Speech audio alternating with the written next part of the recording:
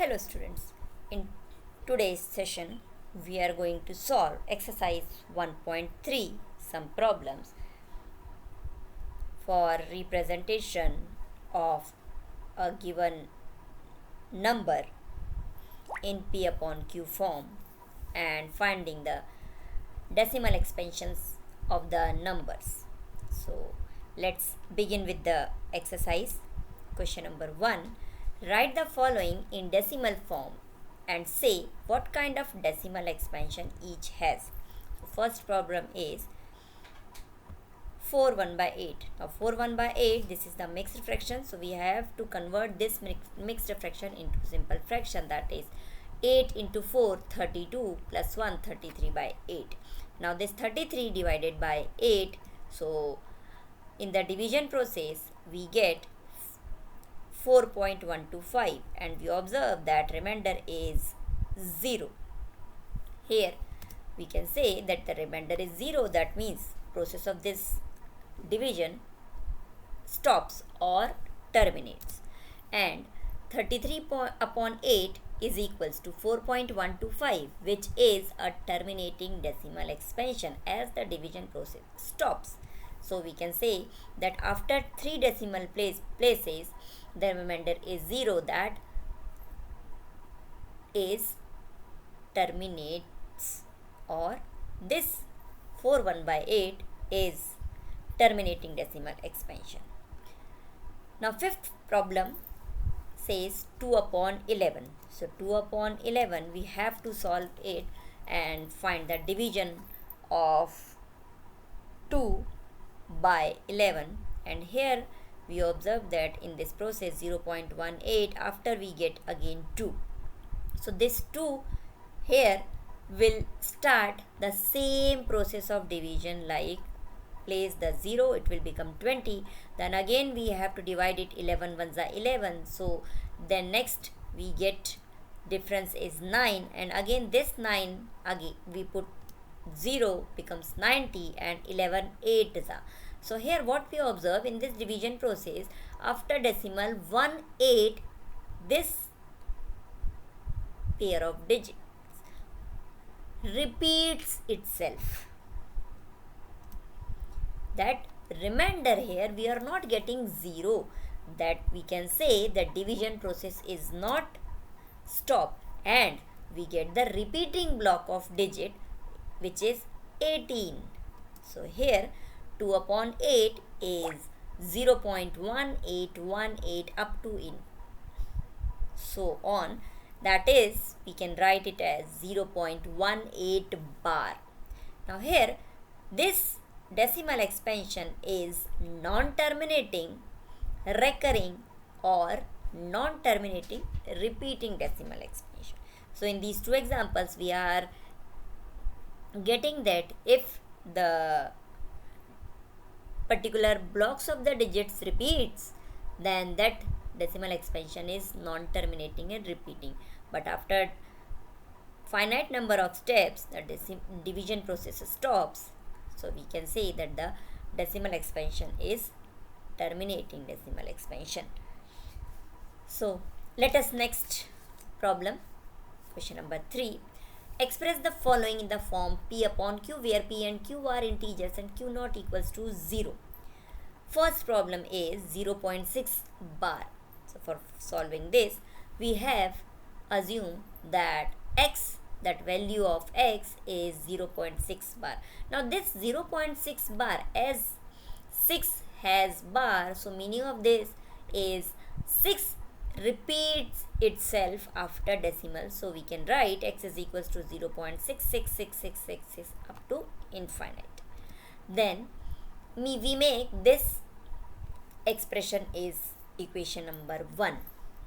Since here what we are getting, that one repeating digit in this 0.6 bar, that means we multiply both sides by 10. So when x multiplied by 10 and 0.6666 up to infinite multiplied by 10, so we get next step 10x is equals to 6.6666 infinitely. This becomes equation number 2 here. Now From equation number 2, when we subtract equation number 1, then we get 10x is 10x is equals to 6.6 bar, here equation number 2, and x is equals to 0.6 bar is equation number 1. So subtracting these two equations, we get 10x minus x is equals to 6.6666 up to infinitely minus 0.6666 up to infinitely.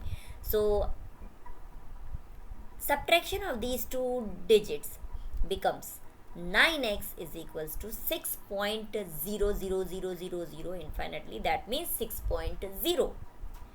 So here we get 9x is equals to 6. So x becomes 6 upon 9 is 2 by 3. So here what we can say, that x is 0.6 bar is equals to 2 by 3. So that is P by Q form of 0.6 bar is 2 upon 3.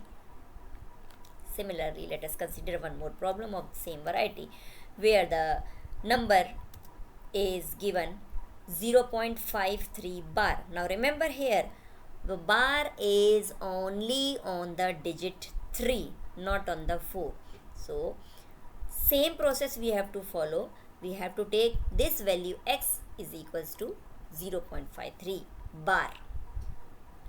So this can be written as 0.533333 up to infinite, and as here is one repeating digit, so we multiply it by 10 first time, so it becomes 10x is equals to 0.5333 into 10 is 10x is 5.333 up to infinitely. Now here we get, this is the equation number 1. Now if we want to subtract this equation and this x is equals to 0.5333 up to infinite, so here the